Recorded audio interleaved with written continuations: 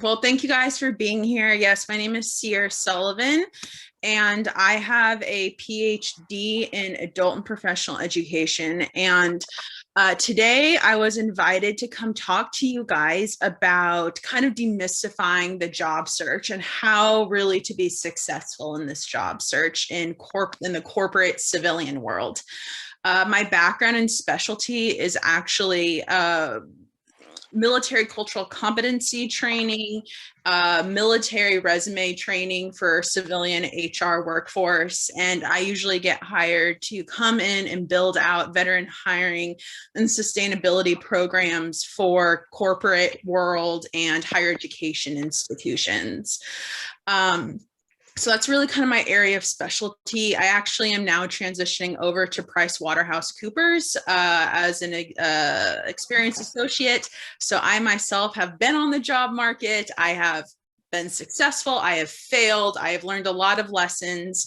But this is sort of a combination of what I have seen sort of in the background. I think it's really important to also understand that there's sort of a lot of different ways and experiences that people have when job searching. So specifically, this is sort of what I think are best practices.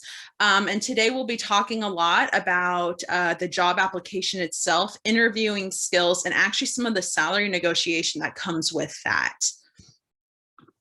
So like I said, today we're going to really focus on these three aspects. And if you have any questions, please feel free to either type them in the chat box or stop me at any time, or we can save questions for after, whatever Don and Matt want.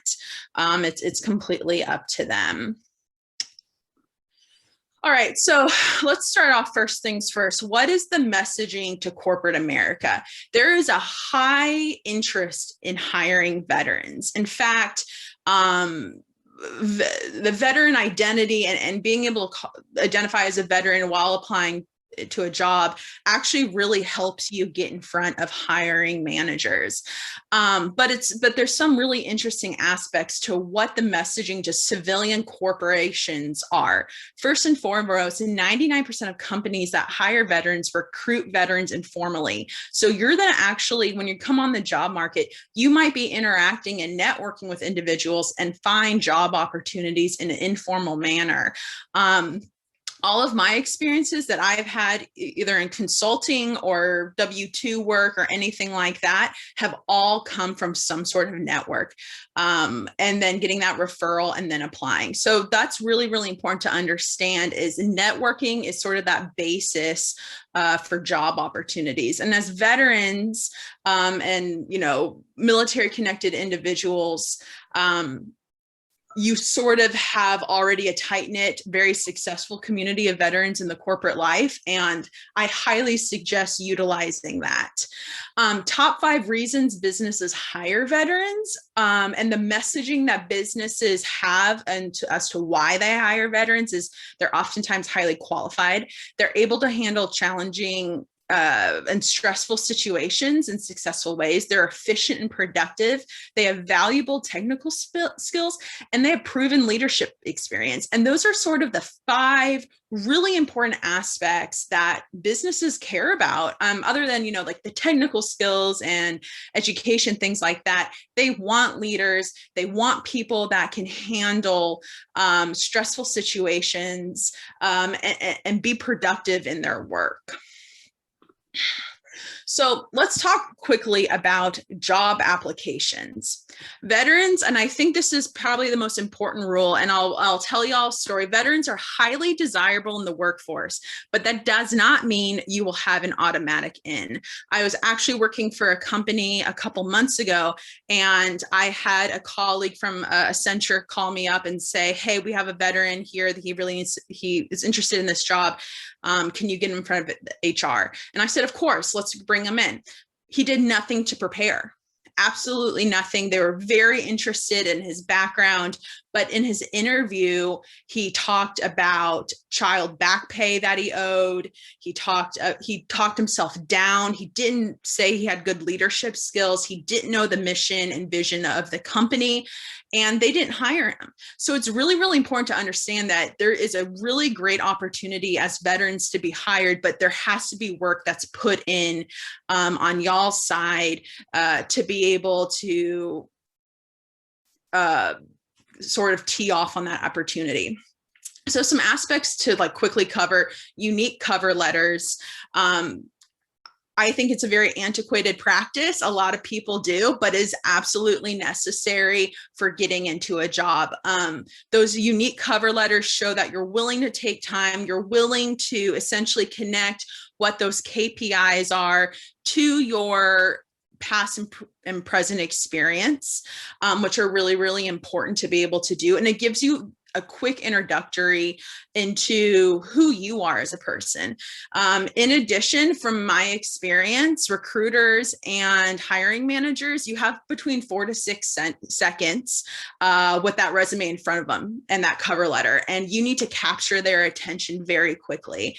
What's really, really cool and interesting is I think veterans and military service members inherently have very unique job experiences that oftentimes capture really people's attention. And I think that's really great. And I think that's something to also realize. But that key point is transitioning that military resume into the civilian resume. The only way I can describe it is, let's say you're passing a sign in a completely different language that you don't understand. How often are you really going to take the time to read it? It's not very often. And I have had clients that do not know how to read military resumes, and they either put veterans in entry-level positions or they don't hire them because they don't understand what those things mean. And that's work on both ends. So, that's work on them learning what a military resume is, but it's also, you need to be able to clearly translate that military experience into a civilian language. Next aspect is the resume software myth.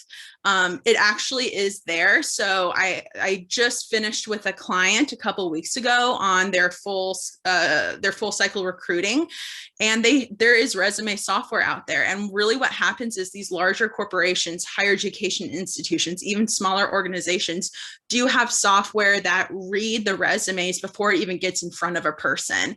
And that's something really, really important to understand, because that software takes the job duties and the KPIs and the job call and takes the resume and essentially scans it for matching words.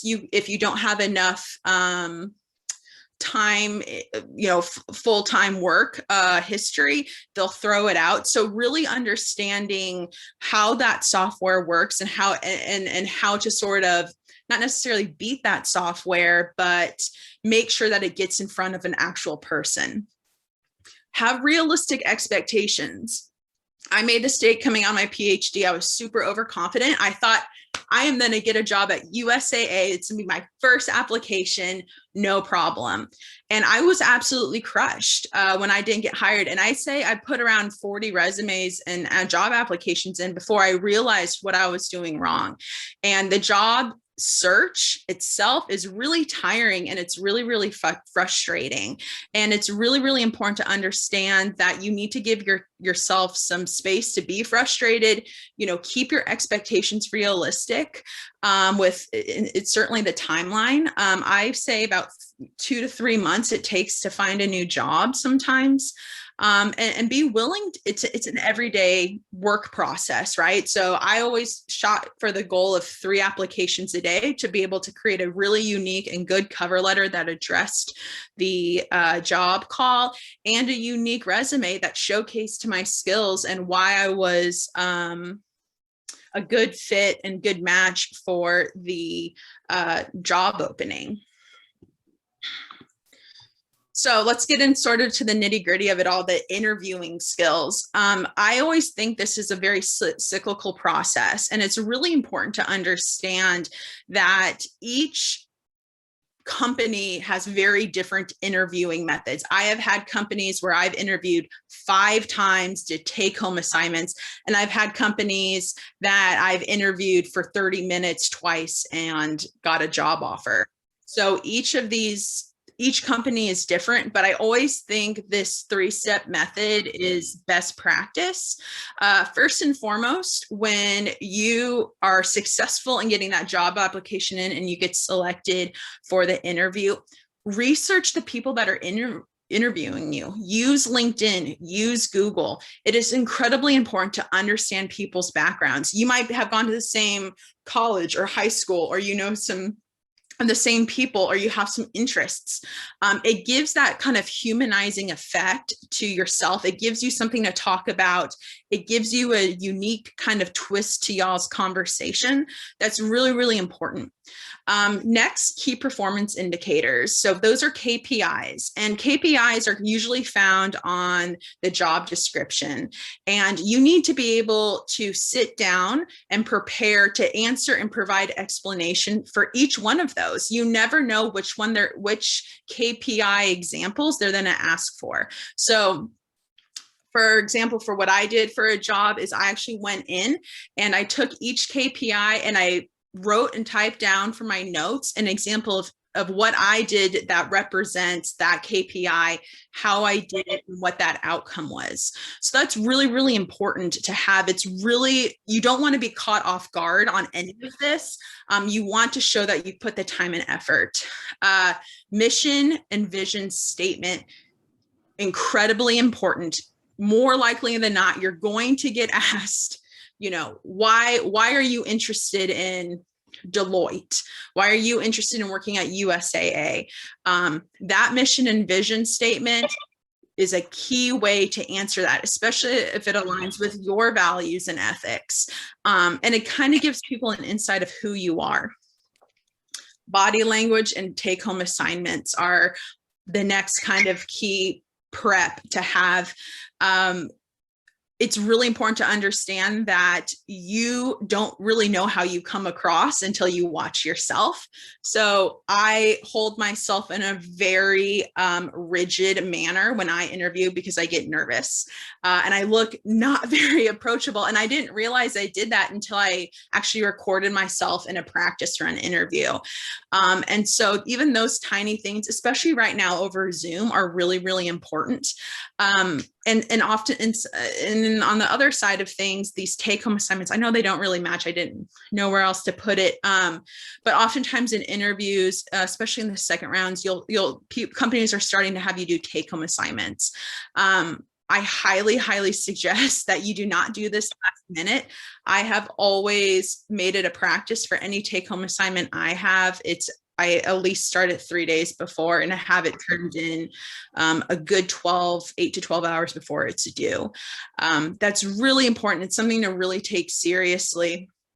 Many recruiters and other individuals don't necessarily agree with the take-home assignment type aspect for an interview because it's sort of work that you're not getting paid for.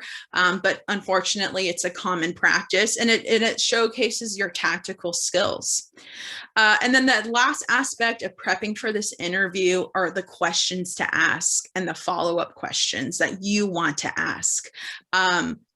I would say never, if they ask you, do you have any questions for me? The answer is never no. You want to show them that you've taken the time, you've critically thought about this job opportunity, and you want to know more. A great question example I've always used is, what is the current problem you are trying to solve with this position? Because it not only gives you insight on what is going on behind the scenes that this job is immediately needing to address, but it also shows them that you're willing to take the time to think and you want to understand more and you want to problem solve. Other questions such as, what is your managing? How do you what are your practices in managing? What's the work culture? What's work-life balance look like? What is a typical day in the office? What's a stressful day in the office? How often do stressful days happen in the office? Because that's really, really important. You need to be honest with yourself. What is the type of work culture and work environment you want to be in? If you can handle and you're cool with being in a stressful work environment every day, that's completely fine. But that is an honest question you need to ask yourself. So let's focus now within the interview and what's happening. So a lot of companies use the STAR method, which is they want you to answer in the STAR method, especially for behavioral questions. And in your interview, you'll probably be asked 3 different types of questions: situational, tactical, and behavioral interview questions. And I always say to use the STAR method. So the STAR method is what you use and you implement while answering a question. And you kind of have to think about it as a story. So first, you set up the situation, you set the scene and give the necessary details of your example. You describe what your responsibility was in that situation. You explain exactly what steps you took to address that situation. You share what outcomes your actions achieved. So it gives you really a beginning, a middle, and an end, a complete point, a complete picture. And it really helps you keep track of your story, right? Because sometimes they ask you questions and you just sort of go off on a tangent. Everyone's done it before, and you lose track of your point. And so if you follow that model, it really helps you kind of stay on track. The next kind of aspect is to bluff or not to bluff. That is the question. I have been asked, and I have veterans that I've worked with that have been asked questions that they just don't know the answer to. And that's completely okay. I always say, don't bluff, don't try to BS your way out of a question, because oftentimes hiring managers are asking questions they probably already know the answer to, with the exception of maybe some behavioral questions about yourself. And if you don't know that answer, say that. I'm not quite sure. I don't know if I can give you a full answer, but I'm happy to research this and come back to you. That shows that, you're honest in tight situations. You're willing to go rectify that situation, and you're willing to present that research or findings that interviewer is looking for. It's not something to panic over. I actually answered that question like that in the job I currently have in the interview. And it shows a human factor to you and that you don't know everything. Next best practice is note-taking. So I always love note-taking because if oftentimes hiring managers or recruiters will ask you 2 questions in one sort of package, and it's really easy to sort of lose track of what you're trying to say and answer both of those questions. The other aspect of that is it's showing that you're engaged in the conversation, you're interested, you're wanting, it allows you to follow up with any follow-up questions. It just overall, it looks really, really good. I had a friend that did it, and her manager and I were talking, and they were very impressed that she brought out this notebook, she brought out the pen, she was engaged in this conversation.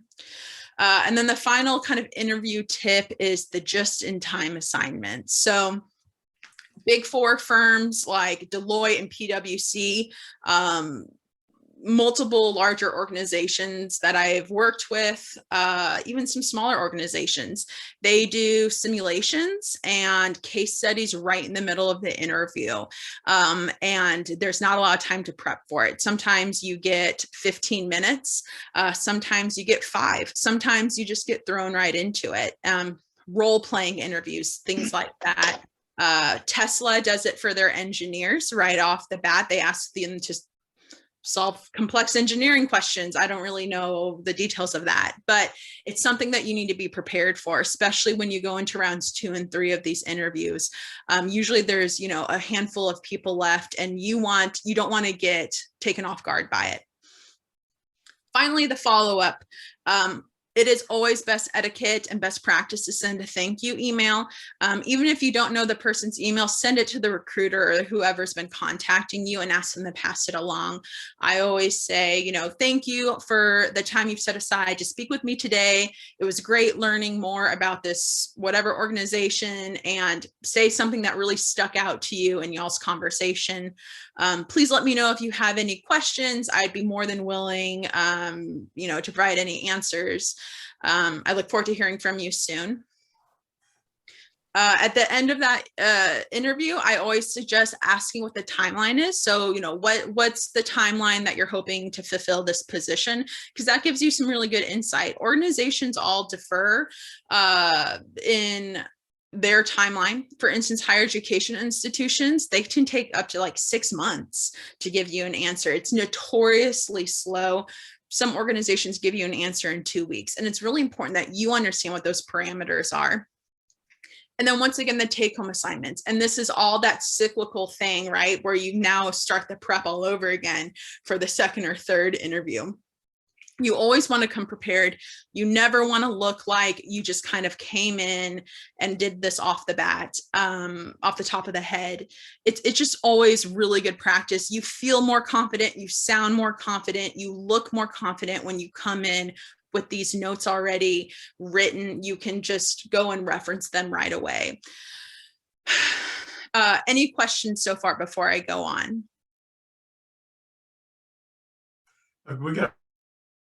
We have a couple of questions, Sarah. I'm just going to go back to the chat. Okay.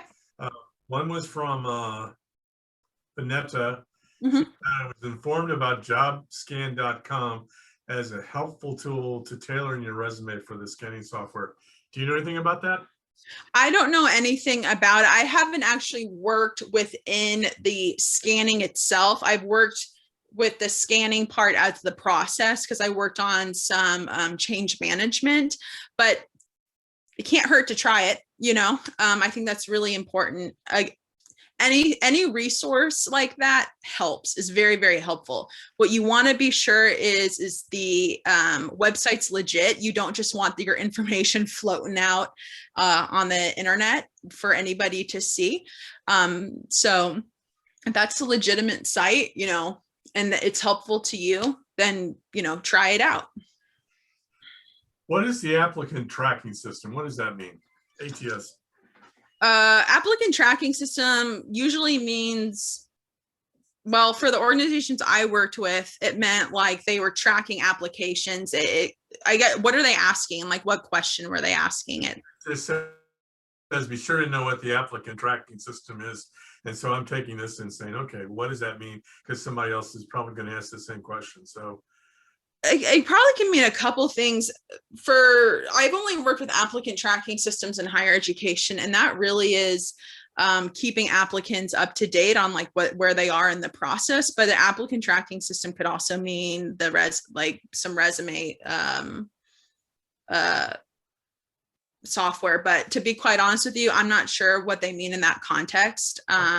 Maybe someone. Is it okay if I? Yeah, go ahead. Jump in. Dipper. Hi. Yeah, John DePiro. If you don't mind, you know, I was at USAA for 16 years, and I was a recruiter there for about 6 of those years. There you and go. Just from the corporate side, hi everybody. From the corporate side, the applicant tracking system can be defined as the be all and end all of tracking everything that goes on with the applicant from the time they apply for a role to the time they get hired. And there's different aspects of it where it makes it easier for the recruiters to track and see what's going on with the applicants, the different jobs they may have applied for, different recruiters that might be interested in them, your resumes, the questions that they probably might have sent you a pre-questionnaire to fill out before they call you. There's a lot of different examples about how the applicant tracking system works. Thanks, John. I really appreciate the clarification. By the way, John, along with Glenn, are also going to help us with the mock interview we finished with Sierra's presentation. So thank you, John, for joining us tonight. And thank you, Glenn. And Glenn, if you have any questions, any input on these questions, I would welcome your input as well, sir. Absolutely. Wonderful information. It's just great to be listening. Also about translating your resume, Larry King with the Texas Workforce Commission, part of whenever he sends an email, he also includes a couple sites that have locations that can translate your resume. I actually have one of his the information. It's translate your military skills and find jobs at texasskillstowork.com and translate your military resume to civilian resume. So I'm going to put that in the chat. There are 2 additional resources, just like Sierra said. Hey, if it works, it works. But wonderful presentation. Absolutely. Yep. Amen. I'm Should sorry. I keep going? I know I see Donald Keep has. going, yes, keep going. But Okay. So some aspects to quickly avoid. First and foremost, understand your audience. I have worked with veterans and clients that came in and didn't understand the audience that they were talking to. So some civilians have no experience with the military. So they come in with these very preconceived notions. And in my research, my PhD, I worked a lot with civilian perspective of veterans. And these preconceived notions are oftentimes taken from snippets of the news, 1 or 2 experiences, movies, and that's it. And so when stories and examples are given, sometimes they're very shocking. And it's really, really important to understand who you're talking to in that manner. All those experiences are incredibly valuable, and they're very justified, and they're significant. But you have to understand that sometimes people don't react how others would react. And so that's really, really important to understand. Next is the idea of like aloofness / that I already got this attitude. Again, it's kind of a blanket statement. I'm not saying this is a general finding of people that I work with, but you have to come in with this idea that you're almost kind of courting the company at first. You're very interested. You want to be there. You cannot take it for granted. I can't tell you how many people I know in my experiences where I thought I had it. My friends thought they had it. My colleagues thought they had a job. And until it's in writing, you don't know what's going to happen. You want to wait till it's in writing to sort of relax and release from being sort of on top of everything. It has become a common practice to provide on the spot constructive criticism in interviews. I don't know if it's always happened, but in my work, you are starting to find it a lot where they want to see what your reaction's going to be to different types of feedback.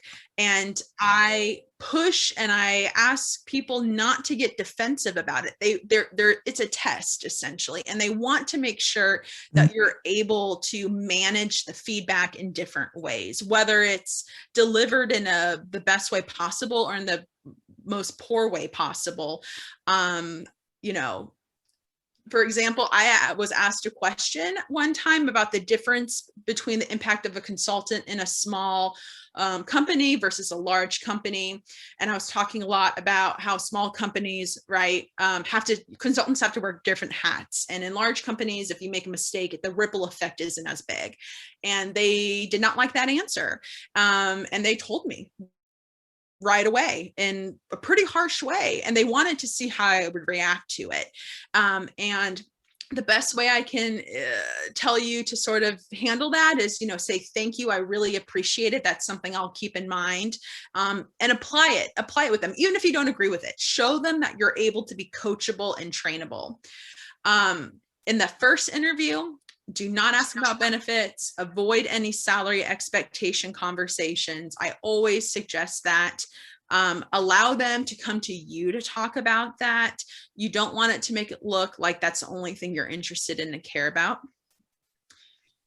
The next kind of aspect is create limits and respect yourself. As much as it's important to be in a job, you don't want to be in a job that you don't fit.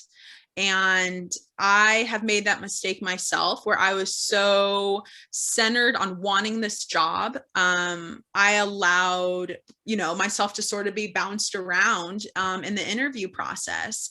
And I ignored some red flags I shouldn't have. And it's okay to say no. Don't take the job out of fear of not having another job. Because at the end of the day, 62% of veterans leave their first job before the first year. That is a finding. And you want to make, and it's because veterans don't feel valued. And so you want to make sure that you feel valued and your skills are valued and you're respected and supported in these jobs.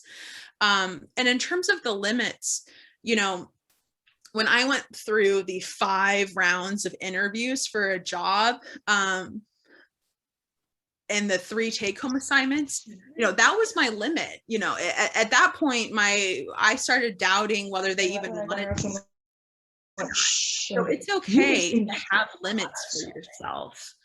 And finally, this is my thing, Glenn or John, people might disagree with me, but when people describe their work environment as "we are family," I have never been in a good environment. When people describe themselves as "we are family," it is usually the most toxic traits of a family in a working environment, if that's how they describe themselves. I avoid that. It's not the family that you're thinking about. It's not some nuclear family. That is a huge red flag. And that's something that I would avoid, or I would ask deeper questions on in terms of conflict, asking what their turnover rate is for companies like that. Those turnover rates or retention rates will probably say a lot about what the family culture is there. And it's okay to ask those questions later on. All right, so let's take a minute and think, and we don't have to necessarily answer these questions right now, but I want you to take a minute and just think about some of these questions, because some of these questions and the answers that you give in your head can help you in an interview. What differentiates you? How do you bring value to this company or organization? What skills, accomplishments, and work experience demonstrate values or the contributions you will make to the position you are seeking? These are some questions that probably are going to be asked in one way or another in the interview.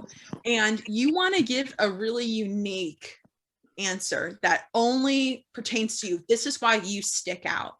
And it's really, really important to be prepared for questions like this, especially in any level, actually. It's overall very, very important. It kind of creates a really good stepping block for you to talk about your experiences and your credentials and your values that you bring. The next kind of aspect, and it goes back to things to avoid, is you will get asked about salary and what your salary expectations are. And it's a really kind of cat and mouse game that you got to play. I always say I wait to talk about salary until they bring it up. And I will not talk about it with them until they provide me a number. Because what you don't want to do is say, I want, my salary expectation is 60,000, and they're they had 85,000 sort of set aside. They're going to take you on that offer and they'll say, okay, deal. So you want to be able to negotiate this. And some really good ways to kind of deflect the salary questions is saying things like, I'd like to see if I'm a good fit first before we discuss salary. I'd like to learn more about the role before I set my salary expectations. As we move on the interview process, I expect that my salary would line up with the market rates. So it's really, really easy, especially in Texas, I'm not sure about other states, to find the market rates for the job that you're having and that you're applying to. And I always suggest shooting for a little over what that median amount is, because then they'll come down a little bit and hopefully hit that median. But know what it is. For example, I was asked to be in a learning and development position, and the annual salary rate for that was about $75,000, and they offered me 53. And I actually printed out what the market rate was and what people were making specifically in that area. And I took it to them and I asked them to explain how they came up with that number. And that kind of shows them that you have, a backbone and you've done the research and you're willing to stand up for the value that you bring. The next one is, maybe I'd appreciate it if you made me an offer based on what's budgeted for the role, and we can go from there, because that once again puts them back into what's on their budget. It's really kind of who wants to show their cards first. And you want to try to avoid it being you. All right, so overview of the quick tips and tricks for interviews. I know I talked a lot. If you don't know the answer, do not panic. It is okay. Have a value-driven mindset. So think about the value, either tangible, intellectually, certification, leadership-wise, that you bring. It will give you explanation and reason to negotiate for a higher salary. It'll give you clear examples of how you answer interview questions. Avoid military terminology. I know people love to abbreviate things. It's part of the language. It's part of the culture. Civilians do not know what it is. When you start talking about it, you end up disengaging them. It's just unfortunately the way it is. In my work, in my PhD, I found that as soon as military terminology started happening, my participants actually started kind of moving away from the conversation because they tensed up because they didn't know how to have conversations with them. I always suggest avoiding the sentence, "I'm here to learn." They're looking to hire someone that knows what they're doing in this job. Can you talk about, I have professional development goals I'd like to achieve? Of course, I've talked about wanting my Lean Six Sigma Green Belt and my PMP and some other certifications that I really want. But saying that you're here to learn more in this job, they want a professional. They want someone experienced. Engage and be business professional in the actual interview. Don't come, I'm not dressed for an interview right now. Come, look presentable. Take it seriously, engage with the recruiter or hiring manager, take your notes, come in a suit. We're doing it on Zoom. You can come in sweatpants, but wear your suit on top, have your hair brushed, have good lighting, don't have distractions. It all makes a difference. Understand your buzzwords and talk about, when they ask you about leadership skills, make sure to bring in servant and mindful leadership skills. That is a huge kind of push right now in some corporations. The holistic leader, the whole leader. They want to see that you have empathy and you're willing to problem solve and you're willing to, provide your employees what they need and support them and be democratic about problem solving. It's really, really important. It's those soft skills that they're looking for. Keep in mind some perspectives, like I talked about with civilians that aren't used to military culture, see it as very rigid and very hierarchical. And a lot of companies are starting to move away from hierarchical structures. So they want to see how you would manage in that. And that's really, really important to prepare yourself. And finally, ask yourself if it's a good fit for you. It is okay to walk away from an offer. Recruiters know that people are going to walk away from the offer. It is okay to be honest with yourself if it's not a good fit.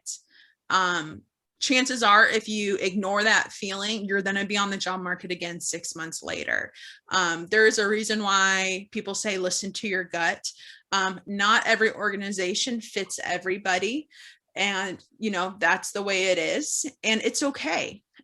So just how companies are selective about you need to be selective as well. Because if you don't do well in high stress situations every day, then probably, a big four firm isn't necessarily going to be the best in accounting or taxes, isn't going to be like the best fit.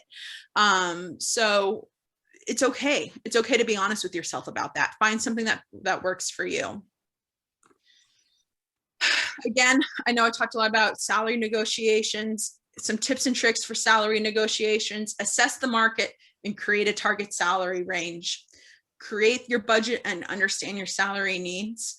I always say, be very honest with yourself about this. What you don't want to do is take a job that you can't live on, you know, or find ways to,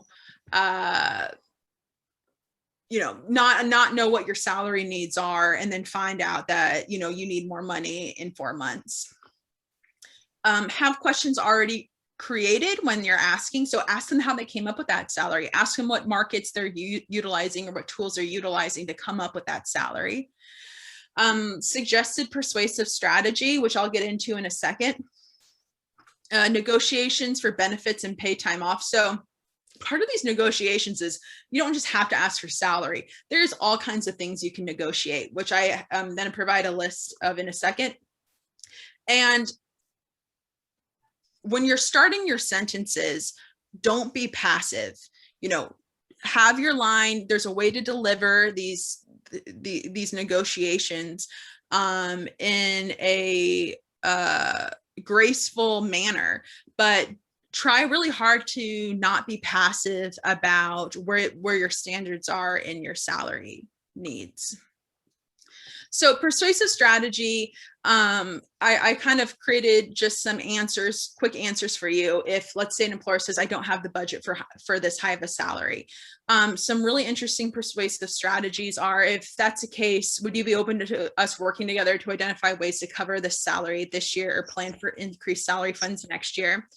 Would you be open to discussing or including an increase for me next year? Can we talk about benefits or other non-monetary benefits? So one of my salary negotiations that I utilized was, I had a company come in at a median amount, and I asked if we could do a 6-month review. And if I passed that review, they would meet my salary expectations. And they said yes. But make sure you get that in writing, and make sure you understand what those KPIs are to meet in writing in your contract to meet those salary expectations. That's really, really important. Another answer is, I absolutely understand our budget constraints, but I've demonstrated success in saving our company money. So turn it on them. Say, you know, I'm here to save you money. My value, you know, every company wants to save money at the end of the day. They don't want to just bleed it out. So talk about that. That's a really great way to say, you know, I'm here to save you money. You know, therefore we should be able to have a budget that meets my expectations. In the future, you'll have opportunities for growth. If an employer says that, maybe talk about, I'd love to discuss my opportunities for the future. I know that one of the most important things in this role is key metric here. If I'm able to deliver that in blank time frame, would you be open to raising my compensation to the target salary then? And so that, once again, allows you room to meet expectations and room to hit the salary. And then another one is, wait until next year. So thank you for your support. I do want to continue my values with the needs of this organization. Can we check again in 4 to 6 months? So once again, you're kind of saying the same thing in different ways, and you have to read the situation and read that person. But these are really non-confrontational or aggressive ways to basically hold people accountable to the salary. All right, so this is my favorite one. Again, I love salary negotiations. I think they're so fun because you never know what you can get out of it. But it's not just the true tangible monetary negotiations. There's all kinds of things that can be added to your package. Family medical leave, flex time, health insurance, life and disability insurance, professional development opportunities, retirement investment plans, tuition reimbursement or student loan repayment, vacation time, moving expenses, stock options, a title change, which is an absolute favorite of mine because it doesn't cost anyone anything really, but if you end up leaving that company at a higher title, it might increase your salary opportunity at another company. So for instance, if you're coming in as a, I don't know, learning and develop, or some software engineer, you know, if they have a senior software engineer there, ask for a title change like that. Ask for something within management or leadership, something within that title and job duty, because it really offers a way to build your career. And then next is sick, personal, and parental leave. So again, there's a lot of really cool ways to negotiate your contract that aren't just monetary, that could really actually work with like work-life balance. You know, PwC, which is the my new job that I'm working at, just has fantastic benefits that you can negotiate, that are really that don't bring in more money for me, but increase my work-life balance. It allows me to take some time off.